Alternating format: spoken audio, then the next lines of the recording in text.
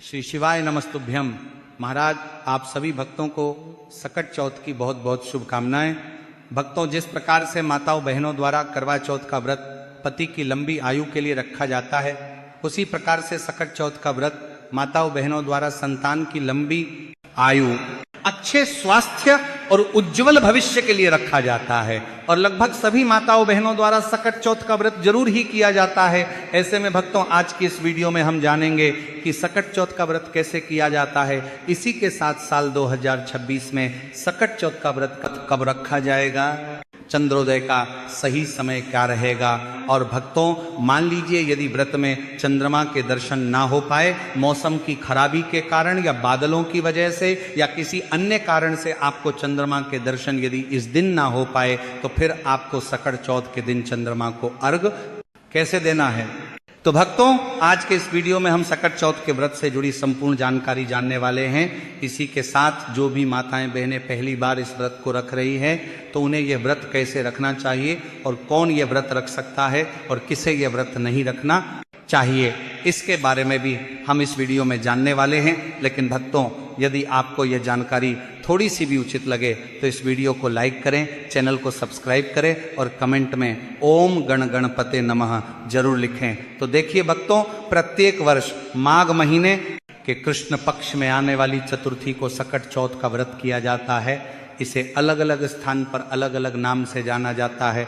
जैसे कि कहीं कहीं इसे संकष्टी चतुर्थी, कहीं पर सकट चौथ, कहीं पर संकटा चतुर्थी और कहीं तिल चौथ के नाम से भी जाना जाता है। देखिए भक्तों, इस बार पंचांग के अनुसार माघ महीने की चतुर्थी 6 जनवरी को सुबह 8:01 से शुरू होगी और 7 जनवरी को सुबह 6:52 पर समाप्त होगी। ऐसे में इस वर्ष यानी 2026 में सकट चौथ का व्रत 6 जनवरी को किया जाएगा। तो भक्तों, व्रत के दिन सबसे पहले तो 6 जनवरी की सुबह सुबह आपको स्नान आदि करने के बाद फिर हमें सकट चौथ का पूजन करना है। विशेष रूप से इस दिन भगवान गणेश जी का पूजन किया जाता है और पूजन होने के बाद फिर सकट चौथ व्रत की पूजन करना है।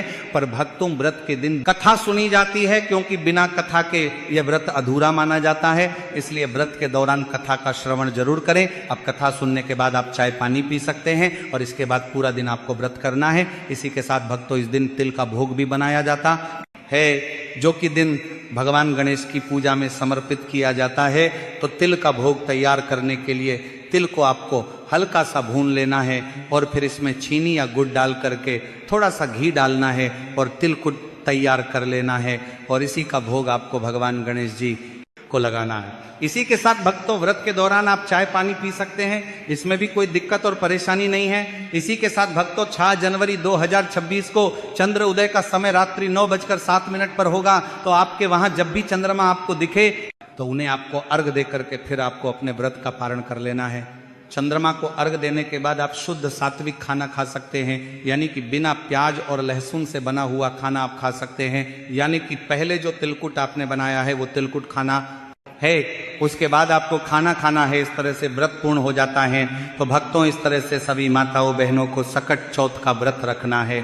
अब देखिए भक्तों, यदि कहीं स्थानों पर मौसम की खराबी की वजह से या बारिश की वजह से या बादलों की वजह से आपको यदि अपने वहां पर चंद्रमा दिखाई ना दे, यानी कि चंद्रमा के दर्शन ना हो, तो ऐसे में फिर आपको व्रत का पारण किस प्रकार से करना है। तो देखिए भक्तों, आपको कम से कम आधा घंटा चंद्रमा के उदय होने का इंतजार जरूर करना है। लेकिन यदि फिर भी अगर आपको दर्शन नहीं होते हैं, तो फिर जिस दिशा से चंद्रमा निकलते हैं तो उस दिशा में आसमान की तरफ मुख करके आपको अर्घ दे देना है, क्योंकि चंद्रमा उस समय उदय हो चुके हैं। लेकिन मौसम की खराबी के कारण हमें चंद्रमा दिखाई नहीं दे रहे हैं, तो हमें उन्हें अर्घ दे देना है और फिर उसके बाद आप व्रत का पारण कर सकते हैं। इस तरह से हम व्रत करते हैं। इसी के साथ भक्तों, जो भी माताएं बहनें गर्भवती हैं या फिर बीमार हैं और यदि आप व्रत रखते हैं, तो व्रत में आप फल, फ्रूट और जूस वगैरह ले सकते हैं। इसी के साथ यदि आप पहली बार सकट चौथ का व्रत रख रहे हैं, तो पहली बार जिस तरह से आप ये व्रत रखेंगे, फिर उसी तरह से आपको प्रत्येक वर्ष ये व्रत रखना होगा। तो भक्तों, इसीलिए आप पहली बार जब व्रत करें तो आप चाहे तो आप पहली बार में चाय पानी फल फ्रूट खा सकते हैं। अगर आप पहली बार में खा लेंगे फल फ्रूट, तो फिर आगे भी आप खा सकते हैं। अगर पहली बार नहीं खाया तो फिर आगे भी आपको उसी तरह से व्रत करना है।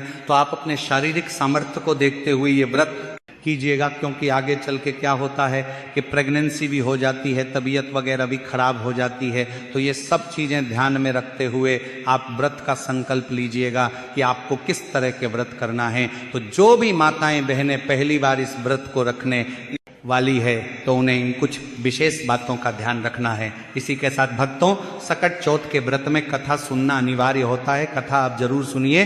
तो भक्तों, इस तरह से सकट चौथ व्रत किया जाता है। और बहुत सी माताओं बहनों का एक और सवाल रहता है कि सकट चौथ का उद्यापन कब किया जाता है। तो देखिए, उद्यापन करना और सकट चौथ का कंडवारा बांटना, ये दोनों अलग अलग चीजें हैं, ये ध्यान रखिएगा। कंडवारा हम तब बांटते हैं या तो घर में बेटा पैदा होता है या बेटे की शादी होती है, यानी बेटे के जन्म के टाइम और बेटे की शादी के बाद जो भी सकट चौथ आती है उस पर हम कंडवारा बांटते हैं। वो परिवार में, घर परिवार में सब जगह बांटा जाता है, तिलकुट उसमें बांटते हैं, तो कंडवारा बांटना होता है। और उद्यापन करना एक अलग चीज होती है। उद्यापन होता है कि जब आपको सकट चौथ व्रत करते हुए बहुत साल हो जाए तो आप सकट चौथ का उद्यापन कर सकते हैं। कम से कम 14 साल तो आपको सकट चौथ का व्रत जरूर ही करना है। उसके बाद हम उद्यापन कभी भी कर सकते हैं। उद्यापन में हमें 14 महिलाओं को बुलाना होता है, उनको कपड़े, दक्षिणा और श्रृंगार का सामान, तिलकुट वगैरह दान करते हैं। तो इस तरह से आप उद्यापन करना सकते हैं। इसी के साथ सकट चौथ का व्रत सभी माताएं बहनें रख सकती हैं। देखिए, जिनकी संतान है वो अपनी संतान की लंबी उम्र के लिए सकट चौथ माता का व्रत रखती हैं, और जिन महिलाओं की अभी संतान नहीं है वो सकट चौथ माता से संतान प्राप्ति की कामना करते हुए सकट चौथ का व्रत करती है। तो जिनकी भी शादी हो गई है वो शादी के पहले साल से ही सकट चौथ का व्रत रख सकते हैं। इसी के साथ यदि आपको संतान हो चुकी है तो उसके बाद भी आप इस व्रत को धारण कर सकते हैं। तो भक्तों, जिन भी माताओं बहनों की नई नई शादी हुई है तो वो भी आने वाली इस सकट चौथ का व्रत धारण कर सकती है। इसी के साथ भक्तों, कई माताओं बहनों का एक और प्रश्न रहता है कि गुरुजी अभी मलमास या खरमास लगा हुआ है इस समय, तो व्रत इस दौरान शुरू कर सकते हैं या नहीं। तो भक्तों, आप सभी सकट चौथ का व्रत अपनी शादी के तुरंत बाद शुरू कर सकते हैं, उसमें कोई दिक्कत और परेशानी नहीं है, और ये व्रत आपको करना भी चाहिए। इसी के साथ भक्तों, व्रत के दौरान कुछ ऐसी गलतियां भी है जिनसे कि माताओं बहनों को बचना चाहिए, क्योंकि भक्तों, यह व्रत भगवान गणेश को समर्पित होता है, जिन्हें संकटों का हरण करने वाला, बुद्धि और सौभाग्य का दाता माना गया है। मान्यता है कि इस व्रत को विधि पूर्वक करने से संतान, परिवार, स्वास्थ्य, धन और जीवन के सभी कष्टों से रक्षा होती है। लेकिन इस व्रत का पूरा फल तभी प्राप्त होता है जब इसे सही नियमों, शुद्ध आचरण और उचित सावधानियों के साथ किया जाए। कई बार अनजाने में की गई छोटी छोटी गलतियां व्रत के प्रभाव को कम कर देती हैं। इसीलिए माताओं बहनों के लिए यह जानना अत्यंत आवश्यक है कि संकट चौथ के दिन किन बातों का विशेष ध्यान रखा जाना चाहिए। तो भक्तों, इस दिन ब्रह्म मुहूर्त में उठकर स्नान करना बहुत शुभ माना जाता है। स्नान के बाद स्वच्छ वस्त्र धारण करने चाहिए, और में किसी भी प्रकार का नकारात्मक भाव, ईर्ष्या, क्रोध या द्वेष नहीं रखना चाहिए। ये माना जाता है कि भगवान गणेश शुद्ध मन से की गई पूजा से ही प्रसन्न होते हैं। यदि मन अशांत हो, किसी से मन मुटाव हो या भीतर कोई बुरी भावना हो, तो पहले मन को शांत करना चाहिए, तभी पूजा आरंभ करनी चाहिए। इसी के साथ व्रत के दौरान वाणी की शुद्धता भी उतनी ही आवश्यक है जितनी शरीर की। संकट चौथ के दिन कटु वचन बोलने, झूठ कहने, किसी की निंदा करने या अपशब्द कहने से बचना चाहिए। कहा जाता है कि इस दिन बोले गए शब्दों का प्रभाव कई गुना बढ़ जाता है। इसलिए माताओं और बहनों को विशेष रूप से संयमित वाणी का पालन करना चाहिए। यदि किसी कारणवश क्रोध आ भी जाए तो उसे शांत करने का प्रयास करें और भगवान गणेश का स्मरण करें। इस व्रत में भोजन से जुड़ी सावधानियां भी बहुत महत्वपूर्ण हैं। अधिकांश महिलाएं संकट चौथ का व्रत निर्जल या फलाहार व्रत करती हैं। यदि स्वास्थ्य अनुमति देता हो तो व्रत नियमों के अनुसार ही करना चाहिए। लेकिन यदि किसी महिला को स्वास्थ्य संबंधी समस्या हो, गर्भावस्था हो या कमजोरी हो, तो बिना अपराध बोध के फल या हल्का आहार लिया जा सकता है। शास्त्रों में भी यह कहा गया है कि व्रत शरीर को कष्ट देने के लिए नहीं बल्कि आत्मशुद्धि के लिए होता है। व्रत के दिन तामसिक भोजन, लहसुन, प्याज, मांस, मदिरा आदि का सेवन पूरी तरह वर्जित माना गया है। इसी के साथ भक्तों, संकट चौथ की पूजा में स्वच्छता का विशेष ध्यान रखना चाहिए। पूजा स्थान को पहले से साफ कर ले, वहां गंदे कपड़े, जूठे बर्तन या अस्त व्यस्त वस्तुएं न रखें। भगवान गणेश की मूर्ति या चित्र को साफ कपड़े पर स्थापित करें और पूजा में उपयोग होने वाली सभी सामग्री जैसे दूर्वा, मोदक, चावल, रोली, फूल आदि शुद्ध और साफ होने चाहिए। पूजा के दौरान जूठे हाथों से किसी भी वस्तु को न छुएं। भक्तों, इस दिन चंद्रमा को अर्घ्य देने की परंपरा भी जुड़ी हुई है, इसलिए एक बड़ी सावधानी चंद्र दर्शन से संबंधित होती है। मान्यता है कि संकट चौथ के दिन चंद्रमा के दर्शन करने से पहले कथा सुनना और भगवान गणेश की पूजा करना आवश्यक है। बिना कथा सुने या बिना पूजा के चंद्रमा को देख लेना अशुभ माना जाता है। इसलिए माताओं बहनों को ध्यान रखना चाहिए कि पहले व्रत कथा सुनी जाए, फिर विधि पूर्वक चंद्रमा को अर्घ्य दिया जाए और उसके बाद ही भोजन ग्रहण किया जाए। संकट चौथ के दिन व्यवहार से जुड़ी सावधानियां भी अत्यंत आवश्यक हैं। इस दिन किसी से झगड़ा करना, घर में अशांति फैलाना या किसी को अपमानित करना व्रत के प्रभाव को कम कर देता है।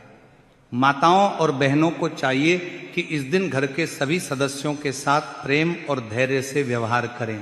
यदि कोई समस्या या मतभेद हो भी तो उसे उस दिन टाल देना ही श्रेष्ठ माना जाता है।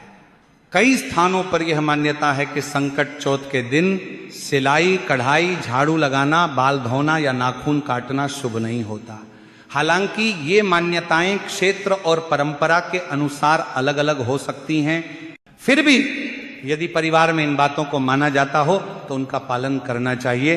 इससे मन में किसी भी प्रकार का संशय या अपराध बोध नहीं रहता और व्रत पूरे विश्वास के साथ संपन्न होता है। इसी के साथ भक्तों, व्रत के दौरान मन को इधर उधर भटकने से बचाना भी एक महत्वपूर्ण सावधानी है। आज के समय में मोबाइल, टीवी और सोशल मीडिया में उलझ जाना बहुत सामान्य हो गया है, लेकिन संकट चौथ के दिन इनसे दूरी बनाकर रखना अच्छा माना जाता है। इस दिन भगवान गणेश के भजन, मंत्र या नाम जप करना अधिक लाभकारी होता है। इससे मन एकाग्र रहता है और पूजा का फल भी शीघ्र प्राप्त होता है। संकट चौथ व्रत में श्रद्धा के साथ साथ धैर्य भी बहुत आवश्यक है।